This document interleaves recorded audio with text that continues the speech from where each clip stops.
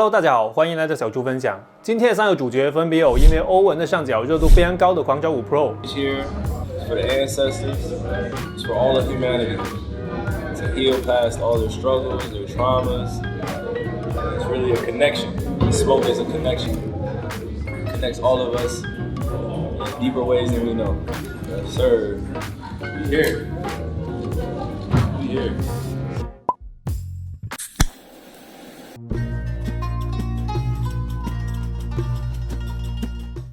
近期欧文也是刚刚结束的中国行，这真的是今年中国行人气天花板了，真正的实力偶像派。他能一人单挑美国队的层层防守，都无法顺利通过我们球迷热情的包围。之前我在节目中大胆的畅讲欧文签约国产品牌，如今居然成为了现实。伴随着中国行，也让这双狂潮5 Pro 得到了超高的人气。这波安踏确实赢麻了，并且此前还发布了欧文的新 logo 欧文之盾。你们会给这个 logo 打几分呢？评论区也有观众提出想看这双鞋，我就马上在原店的中日对决局中加入了这双狂潮5 Pro， 而且还是在实体店加2双袜子打88折购入的，几乎也是原价了，还是挺够义气的吧？那当然还有一个原因就是这双鞋给到了我一些惊喜，但目前1000元左右的价格呢，对于我来说还是过高了。我不是做评测的话，也不会那么着急入手，这不符合我精打细算的风格。大家不着急的话，也尽量等一等，后期价格必定会下跌的。还有这双系列诞生之初是非常低调普通的电商款。一代给我的感觉呢，就是一双缝合鞋而已，但硬生生通过自己不断提升的良好口碑和硬实力，把自己的身价和地位都打了上去。我体验完之后，也确实觉得这双利刃 3V2 更像是预帅蹦系列血统的延续，甚至是口碑好到李宁自己对它的宣传都越来越重视。像利刃4现在的2级市场价位又有所提升，确实是做起来了，价格都不太亲民了。最后就是这双凡是鞋评都说好的亚瑟士 Gel Burst 27。反正我根据网上的评价来看的话，会觉得他们都是非常强的实战鞋，所以这期视频也是想带着这份期待来亲自体验证实一下是不是这么好，然后好在哪里。那鞋评贵在真实啊，我也是放上自己不同渠道购买的记录，避免大家担心这期视频的内容是否真实，所以大家可以放心的观看。那接下来言归正传，先看一下他们之间的基本信息对比。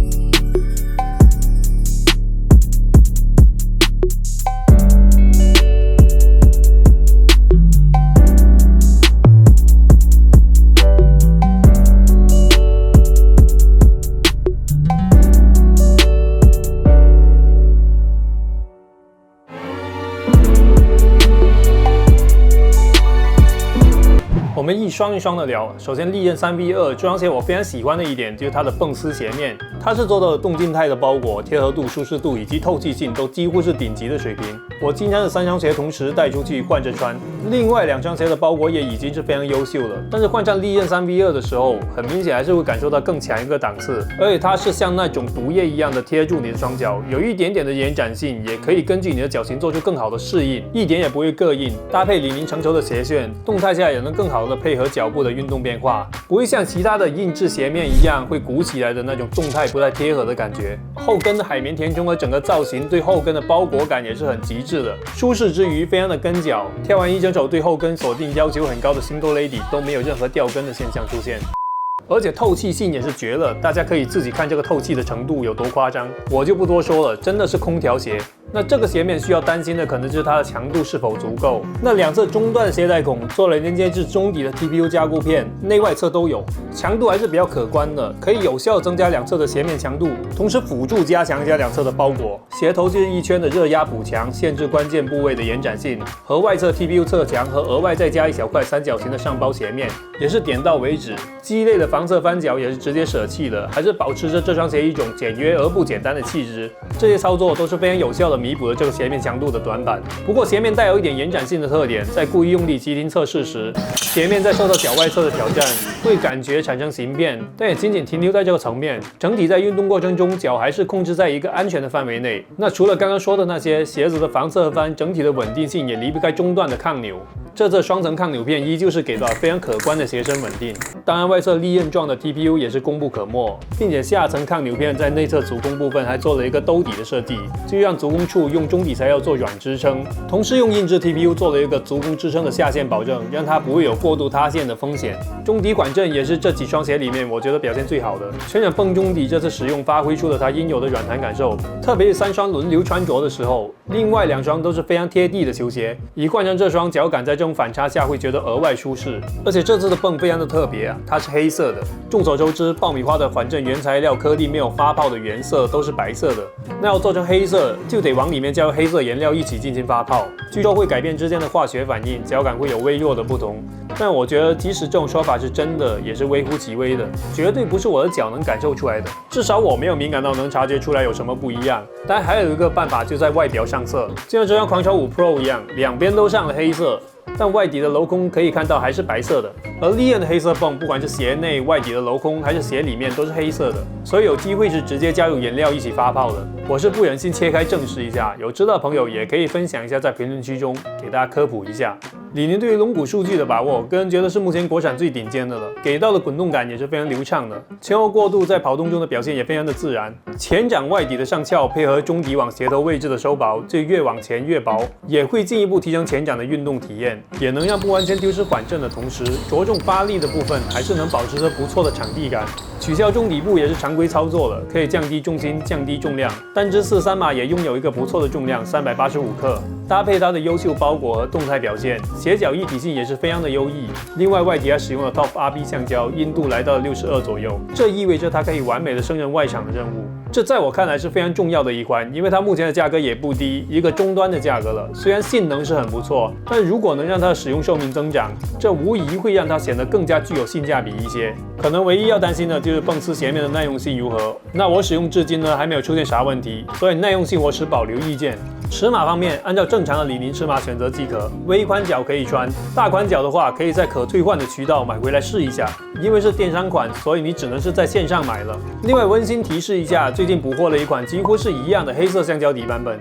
大家可以根据自己的喜好和价格对比之后再做选择。第2双亚瑟士 Gel Burst 27代，这个系列已经来到27代了吗？那也真是历史悠久了。而且亚瑟士是那种每一代都在原有基础上做微调升级的系列，做到27代拥有现在成熟的设计也是可以理解的。它的优点之一也是它的包裹非常的贴合，但和利刃有新的鞋面科技加成不一样，它给我的感觉是对亚洲人的脚型有深入的研究，做出了很适合亚洲人的鞋楦。鞋面其实只是很普通的工程网面，但鞋楦做到了该宽的地方宽，该窄的地方窄。比如前掌最宽的位置，空间很富足，内侧收窄的尺度把握得刚刚好。不仅是增加了前掌的灵活性，也会让大拇指的位置包裹更加极致。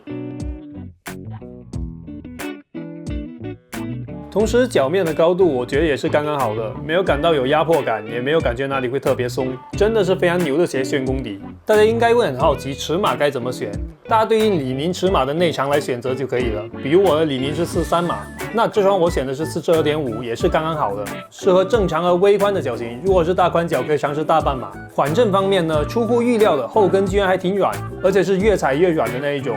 每一次刚上脚的时候还好，但是穿一回就感觉后跟越来越软，整体中底的滚动感可能没有利刃那么流畅，但前掌的起笑点和起跳幅度依然能在向前跑动时带来很好的体验。前后落差不大，微微的前低后高，但前掌的场地感在启动变向时非常的干脆。当然，可能对于需要前掌缓震的大体重或者暴力打靶的朋友来说，可能是比较硬的，缓震不太够。但是对于我来说，我觉得是完全足够的。大家看到这里可能就想问了，那怎么样才算大体重呢？其实大家可以按照体脂率或者是 BMI 数值来判断，具体怎么计算呢？可以去网上搜一下，就不多赘述了。维持整双鞋稳定支撑的 TPU 也是做得相当到位，因为前掌中心比较低，也没有爆米花的中底，不用做外侧的大包边，就在中底靠近前掌的位置做了一个造型独特的 TPU。对于整个侧向的支撑是足够的。中底是一块全外露的大面积异形 TPU， 强度非常足，同时做了镂空的设计，包括整个中底也开了一些小窗口，减重的同时还增加了透气性。一开始我还在想啊，这鞋垫一放上去不还是盖住了吗？但是设计师也考虑到了，所以在鞋垫上也是做了开孔的。同时 TPU 内侧的上方同样照顾到了足弓的支撑。后跟就是一块 Z 字形的外置 TPU 加固，好钢基本都用在刀刃上了。如此面面俱到的情况下，重量单只是 2.5 码，也只有363克左右。这个性能，这个重量，确实是穿的几乎跟没有穿一样。除此之外，抓地力也是它的亮点之一。外底使用的是 Non-Marking 橡胶，也就是无痕橡胶，无补无痕倒无所谓啊，抓地力是真的变态级别，也是3双鞋里面最强的抓地力。但耐磨可能就稍微弱于另外2双，硬度数值在59左右，不算是非常耐磨的程度，但比我想象中要好，而且纹路也比较粗，也不浅。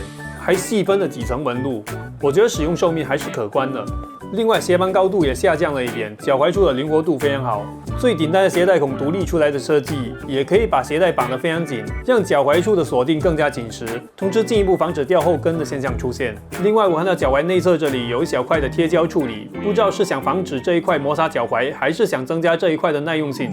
有了解的朋友也可以给我们科普一下。除了说缓震不太适合大体重外，硬是要鸡蛋里面挑骨头的话，我觉得后跟稳定可能差点。它的后跟宽度是3双里面最窄的，而且中底 TPU 没有延伸至后跟，也没有外底的包边，后跟材料相对厚一点点，并且也是偏软的。我偶尔后跟落地呢，还是会感到有点不太稳。所以在没有创新的情况下，为什么大家喜欢做公式鞋呢？因为公式鞋它确实也不容易犯错。最后轮到这双狂潮5 Pro， 有一说一，这鞋还真的挺帅的，比普通版更修身，极致的全黑，很有态度的感觉。鞋身上所用的碳板也没有常规的用银线点缀，而是用紫线点缀，整双鞋也一下有点黑豹配色的感觉。我觉得这应该是欧文刻意要求的，因为他中国形象的 T 恤也是黑色打底，紫色的 logo。我预测这个黑紫搭配，估计之后也会经常出现在欧文后续的球鞋之中。回到实战性能，这双鞋可以说是我测评以来穿过最好的安踏篮球鞋。我个人觉得有很大幅的提升，跟以往的安踏篮球鞋完全不一样。这次给我的感觉是非常注重脚和鞋和地面的互动。一个大亮点是这次在运动中的动态体验非常不错，穿上就很想动起来。前后落差在穿着精英袜的情况下，几乎是一个持平的状态，加上前后端跟卧室类似的非常激进的起翘点。虽然你看起来上翘不夸张，但其实整个滚动感非常的不错。说简单点就是中间凸起，两头悬空。后跟终于不是又厚又突出了，可以看到整个后跟外底跟整个后跟几乎是持平的。低重心的情况下，落地非常的稳定流畅，一点也没有卡顿生硬的感觉。过渡到前掌时，前掌的弯折也非常的灵活，这也是几双鞋里面弯折最流畅的一双。因此，综合上述会让鞋子动态表现非常出色。另外，3碳板的配置也是发挥着各自的作用。外侧对于整个侧向支撑，包括整双鞋的稳定，都能起到辅助的作用。中段的碳板就不用说了，保证抗扭的作用。这次值得说的是，它没有做成 Y 型、X 型或者是铲型的碳板，而是1分为2，保留了前掌良好的弯折灵活性，同时追求的是超强的场地感。不夸张的说，前掌本来也薄，我觉得加完碳板之后呢，启动反应确实快，就跟直接踩在地面上没有太大区别。这个应该是欧文根据自己的个人喜好所要求的，因为他之前的私人球员版球鞋也是前掌有额外加一块大的碳板打底。对他来说，此举追求的就是极致的场地感、灵活、敏捷和反应，而不是追求推动感。那相对缓震肯定是这双鞋的弱环，目前已经30加的我，现在对缓震也多少有点需求。而这双鞋的前掌确实也有点硬，我穿久了在前掌一次次的拍打地面之后，确实也会有点麻木的感觉。如果你是对缓震有需求的，那这双鞋就不适合你了。前后掌重心都很低，配上整双鞋侧墙几乎全包的加固，稳定性是拉满的。内侧有一块为足弓提供弹性支撑的 TPU， 因为只是贴在中底材料之上，所以带来的支撑感还是比较自然的。除此之外，为稳定做出贡献的还有3双里面最宽的前后掌宽度，搭配后跟是一个全包的状态，踩在地面稳定的感觉会让我想起哈登7，非常的踏实。不管是后跟落地、前掌的防侧翻稳定，都是无可挑剔的状态。对于极致的变向档来说，也是非常友好的。前掌内侧也做了非常适合变向档的圆弧形上翻，这点肯定是不会落下的。整个包裹没有任何不适的部分，鞋楦也比以前更好了，而且给宽脚档也带来了好消息。它的前掌给我的感觉是3双里面最宽的，所以宽脚档可以大胆的尝试一下。我微宽的脚型在鞋里面也有充分的前掌空间，非常的舒适。鞋垫这次也做了文章，前掌做了防滑胶粒，而且鞋垫后跟也是弄了一圈环抱 TPU， 这真的是球员版的待遇了。能够进一步的提升后跟的稳定性和足弓处的支撑，也能让后跟更加立体，更加贴合后跟的形状。在如此复杂的配置下呢，我觉得单支43码403克重量也是完全可以接受的，上脚也不会感觉到有任何的负担，非常的轻盈，透气表现也非常优秀，可以看到两侧镂空和前掌三角形透气孔都充分发挥着作用。跟利刃一样，外底橡胶也上了自家外厂专属的水泥克芯，硬度数值在60左右，完全也是能够胜任外厂穿着的任务。最后做一下总结。极致公式鞋奖，我会颁给利刃3V2。极致的包裹体验，能感受得到的爆米花的刃弹脚感，缔造出了很好的鞋脚一体性和动静态下的脚感，也是我个人认为3双中舒适度最高、最具普适性的一双鞋。后卫、锋线都适合，同时当前的价格也是我认为3双里面性价比最高的一双。我相信没有人故意去炒这个鞋，那除了货量的原因之外呢，还是消费者们的喜爱让它来到了这个价格。不适合的可能就是需要脚踝有安全感一点的朋友，因为它毕竟是一个超低帮的设计。最佳科比鞋平替奖，我发现大家都很喜欢用科比平替这种方式来形容一双鞋有多好，但是我这里所说的不是它的外形和设计有多像科比鞋，而是它拥有和科4代开始改低帮后的相同的造鞋理念，就是追求鞋脚一体、轻质且稳定，前掌注重启动，后掌注重反震。所以在我看来，它是让我找到了穿科比鞋的感觉。整双鞋也没有什么特别的科技噱头，就极致的造鞋基本功，很在意鞋和脚的关系，简单又好穿。同样适合追求启动速度的后卫锋线穿着，大体重的话，前掌反正就不太够了。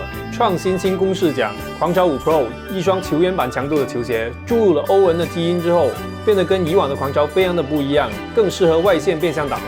在国产公式鞋盛行的情况，做出了一些新的创意。这一代也更加注重了脚、鞋和地面三者的关系，并且用了3双里面最强的安全感、稳定性，平衡了稳定和灵活性。这我认为安踏的一大进步。但是中底比较硬，对于上了年纪的养生党、大体重和膝盖不太好的朋友来说，算是一个硬伤。如果不是缓震比较差的话，它其实会非常全能，甚至是1到5号位都可以穿着的一双鞋。但是有得有失很正常，正因如此才带来了如此贴地的极致场地感。而且我觉得它在自带缓震的木地板会更合适，也会有更加优秀的表现。目前价格有点高，不着急的小伙伴，我建议是再等等。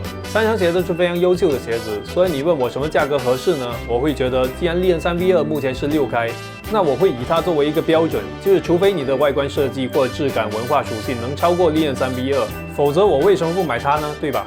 那我对狂潮5 Pro 的预测，随着后期的配色增加，应该会在6开或者7开左右。毕竟是欧文上脚过的球鞋，必定会热门很多。那这一期的节目到这里就结束了。如果你观看到这里，我真的感到非常的荣幸，非常感谢你们的收看，别忘记点赞关注哦。我们下一期再见。